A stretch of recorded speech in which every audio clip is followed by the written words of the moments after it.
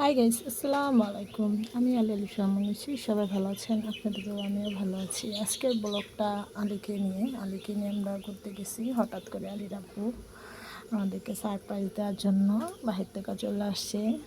দেখা মানে খুব আতঙ্ক, তাও স্বামী আসলে এরকম সারপ্রাইজ দিলে সবারই ভালো লাগে। আমিও খুব খুশি। আমার হাজব্যান্ড আমাকে অনেক ভালোবাসে, তাকেও আমি অনেক ভালোবাসি।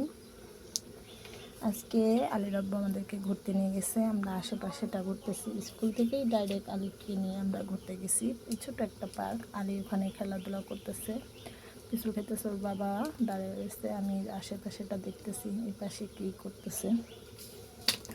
এই পাশে মানুষে গৃহস্থ করছে বাজার, এখানে দুন্দুল গাছ, মানে বিভিন্ন রকমের গৃহস্থ মানুষ, চাষি মানুষ তারা।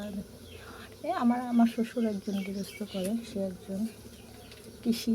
খুব ভালো লাগে। ওখানে আলি ওর আব্বুকে নিয়ে ও ধর্মী করতে যাচ্ছে। তার কোনো বসা নেই, সে তার বাবাকে দেখে কি খুশি, তার বাবা আসছে, সে খুব খুশি। সে এখন ওর বাবা থাকলে সে ঘুরতে পারে, করতে পারে স্বাধীন। তার বাবা তাকে ঘোরাচ্ছে, খুব খুশি আমার ছেলেটা তার বাবাকে পেয়ে। ছোটো ছেলে তাকে রেখে আসছে, আমরা ডাইরেক্ট স্কুল থেকে আসছি, তাই জন্য আলিফকে আনতে পারিনি। আলি খুব খুশি। তার বাবা হলে তার আর কিছু লাগে না, তার বাবা তাকে করতেছে, যা বলার বাইরে। আমার ছেলের হাসি দেখলে খুব ভালো লাগে। ছেলে মেয়ের কষ্ট পাই, মা বাবার খুবই, কেন ছেলে মেয়ে খুশি থাকলে মা বাবা খুশি। আলির আব্বু তার ছেলে মেয়েদেরকে খুব ভালোবাসে, তার ছেলেদেরকে, তার ছেলেরা তার কলিজা। তা খুব খুব তার দোয়া করবেন যেন এভাবেই যেন আমাদেরকে ভালোবাসতে পারে, এভাবেই যেন আমরা ভালো থাকতে পারি। খালি তার এখন দৌড় দিবে, ওখান দিয়ে করতেছে, তাড়াতাড়ি করতেছে।